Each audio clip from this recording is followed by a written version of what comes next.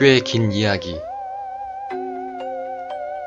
아버지에게 여동생이 있었던 것 같다. 나한텐 이모인 셈이지만 이모가 태어나서 몇 달 후에 갑자기 죽었다. 원인 불명. 그토록 바라던 딸이 죽자 할머니께선 많이 우려하셨다고 한다.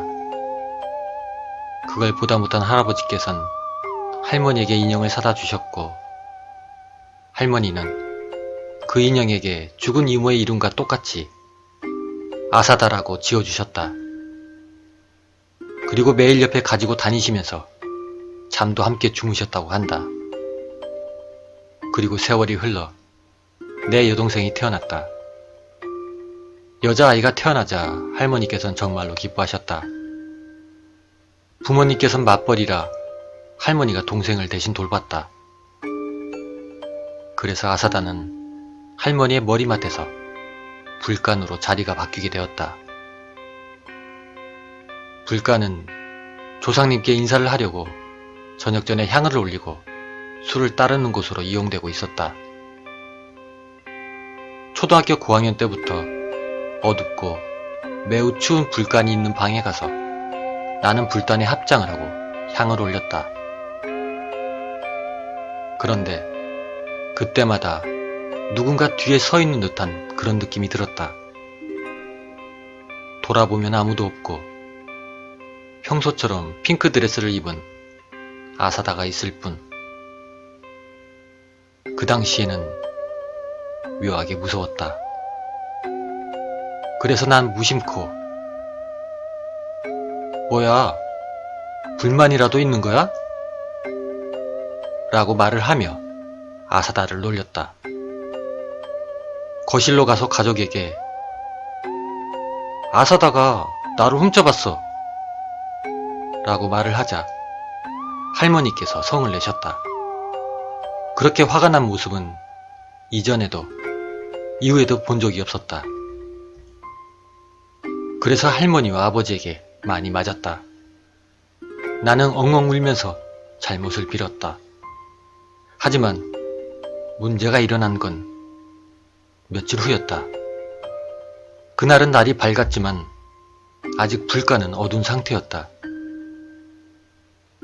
그날 있었던 일을 떠올리며 나는 향을 올리려고 불간에 들어갔는데, 그런데 아사다가 제자리에 없었다.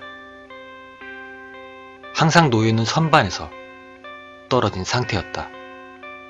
그리고 아사다의 손목이 빠져 있었다. 마치 나한테 무슨 짓이라도 하려고 그런 것 같았다.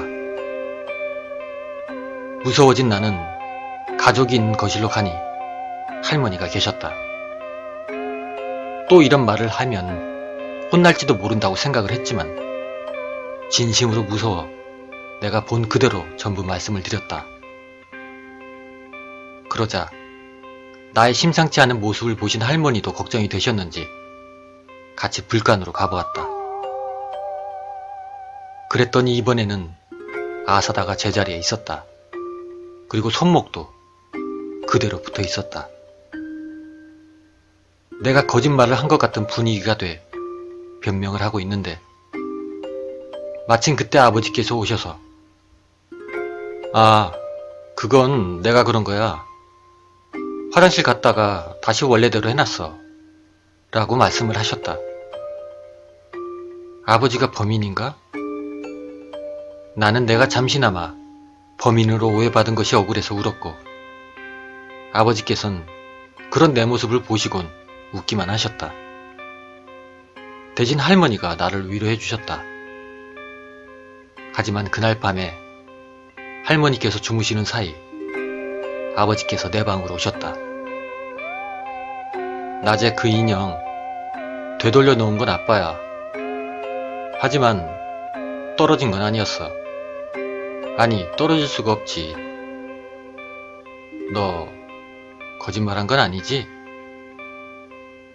아버지의 이야기로는 내가 큰 소리를 내면서 불간에서 나오는 것을 보시고 무슨 일인가 싶어서 불간을 들여다보니 아사다가 떨어져 있는 것을 발견하셨고, 하지만 이상했던 건 손목 같은 건 떨어져 있지 않았다는 것이다. 어떻게 떨어지고 어떻게 달라붙은 건가? 나는 무서워서 그날 이후론 향을 올리는 일을 게을리했다. 불간 입구에서 적당히 시간을 보내다가 거실로 갔다. 아마도 반년 정도를 그렇게 했던 것 같다. 그리고 그 무렵 동생이 죽었다. 초등학교에 들어갈 새도 없이. 동생의 사인은 원인 불명의 고열. 갑자기 열이 나서 입원을 했는데 나는 동생의 죽음이 마치 내 잘못인 것만 같았다. 내가 불간에 가서 불단에 향을 올리지 않아서. 하지만 부모님과 할머니에겐 말할 수가 없었다.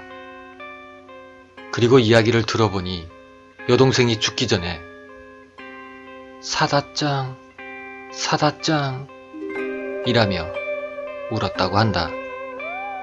당시 여동생에게는 친구가 없었기 때문에 그나마 짐작가는 거라면 그 이상한 인형뿐이었다.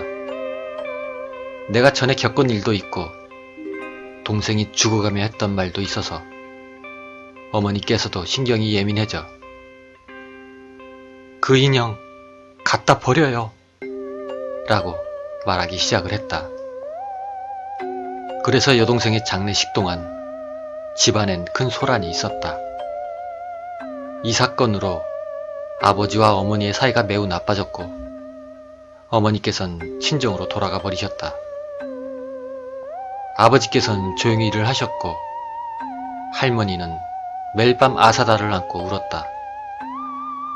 아버지께서는 직장에서 집으로 돌아오지 않으셨고 할머니는 울기만 했기 때문에 모든 집안일은 내가 도맡아 하게 되었다.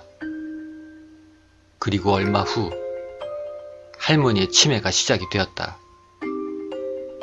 지금 생각하면 그건 당연한 일이었다.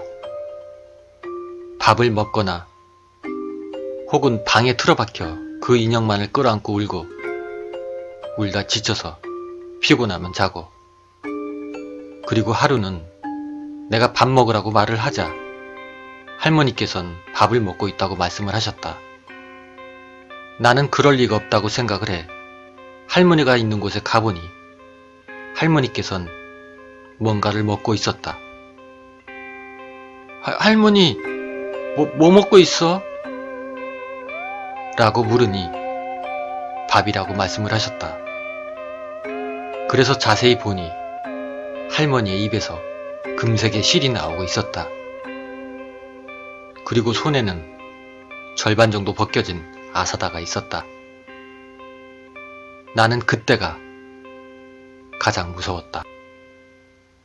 재빨리 할머니를 토하게 시켰다. 그리고 어머니에게 연락을 해서 이 사실을 말을 해도 어머니께서는 그런 사람 모른다며 무시로 일관했다. 그래서 아버지에게 연락을 해 병원에 데리고 가자고 말을 했지만 아버지는 일이 바쁘니까 알아서 하라는 그런 말뿐이었다. 그때 나는 아직은 어린아이였다. 여동생이 죽고 나서 우리 가족은 말 그대로 이상해졌다. 조상님께 향을 올리지 않았던 내 탓이라고 생각을 하니 나는 참을 수가 없었다. 지금 우리 가족이 이렇게 된 건 전부 내 탓이라고 생각을 했다. 그리고 그 원인은 앞서 말한 것 때문에.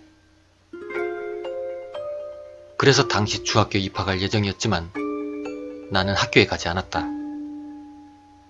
그리고 인형 아사다는 할머니가 계속 만져서 너덜너덜해진 상태였다. 뭐 그렇다고 해도 몇십 년이나 된 인형이니까. 머리는 다 빠지고 옷은 다 벗겨진 상태. 그리고 더러운 얘기지만 할머니의 배설물을 인형에 바르기도 했다. 이쯤 되면 불쌍한 생각도 들었다. 그리고 할머니의 치매는 날이 갈수록 심해져 갔다. 평소에는 인형을 제대로 갖고 있다가 어느 순간 사라지고 없다. 찾아내는 장소는 주로 화장실의 선반, 부모님의 침실, 신발장 등등.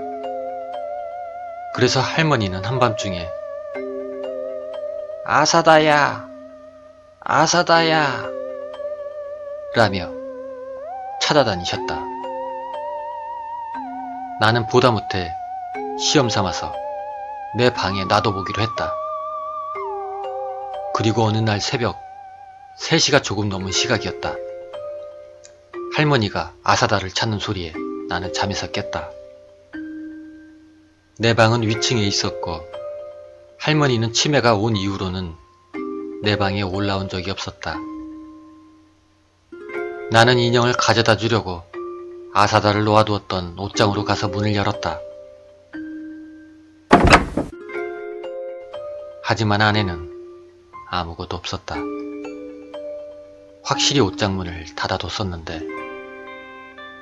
너무 눈에 띄는 곳에 두면 기분이 나빠 눈에 잘 안 보이는 곳을 고른 게 그 옷장 아니었다. 그리고 비닐까지 씌워서 놓아두었었다.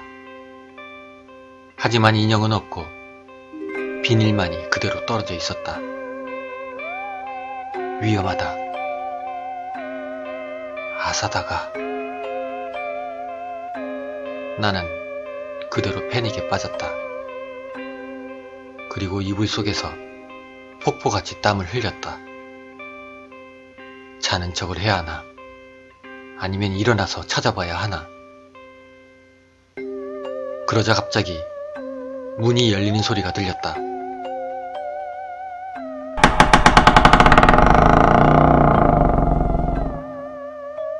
무서워서 문 쪽을 볼 수가 없었다. 그랬더니 갑자기 목소리가 들렸다. 아사다야, 이런 곳에 있는 게냐? 할머니였다. 할머니가 내 방으로 올라왔다? 그런 생각을 하며 일어났다. 하지만 방에는 아무도 없었다. 그래서 더욱 무서워진 난 그냥 자기로 했다. 기분 탓이었다고 생각하기로 했다. 다음날 아사다와 할머니를 할머니 방에서 찾아냈다. 할머니는 죽어 있었다. 사인은 질식사. 할머니의 목엔 아사다의 머리카락과 잘게 잘린 옷, 눈알이 들어가 있었다. 햇빛이 비치는 방 한가운데 그렇게 죽어 있었다. 얼굴은 행복한 표정이 아니라 지옥 체험이라도 하는 것처럼 눈에는 빛발이 서 있었고 그리고 한 손에는 아사다의 몸통을 꽉 쥐고 있었다. 할머니의 장례는 화장으로 치러졌다. 아사다도 함께 불태웠다. 나중에 할머니의 유골을 우리 집안 무덤에 안치할 때 역대 조상의 이름이 쓰여있는 위패를 보다가 거기에 진짜 이모인 아사다라고 쓰여있는 위패를 보고 이상한 기분이 들었다. 그리고 나중에 알게 된 이야기지만 그러니까 나한테는 이모가 되는 아사다 이모의 사인은 원인 불명이 아니었다. 우리 할머니가 목 졸라 죽였다고 한다. 이유는 모르겠다. 그리고 이건 장례식에 온 친척의 이야기인데 왜 할머니가 잡혀가지 않은 것인지 물으니 그런 사실을 집안에서 숨기고 은폐했기 때문이라고 한다. 할머니가 죽은 지 올해로 4년이 흘렀다. 나는 고등학교에 진학하게 됐지만 아무것도 할 수가 없다. 할머니가 죽고 나선 어떠한 의지도 생기지 않는다. 이 글도 실은 2개월 전부터 써서 겨우 완성을 했다. 차라리 이대로 죽고 싶다는 생각이 든다. 그리고 지금까지 일어난 모든 일들이 전부 죽은 아사다 이모의 저주라면 이런 내 상황도 그것 때문인지도. 내가 나를 이 세상에서 지워버릴 생각을 한다고 생각을 하니까 조금은 웃기다.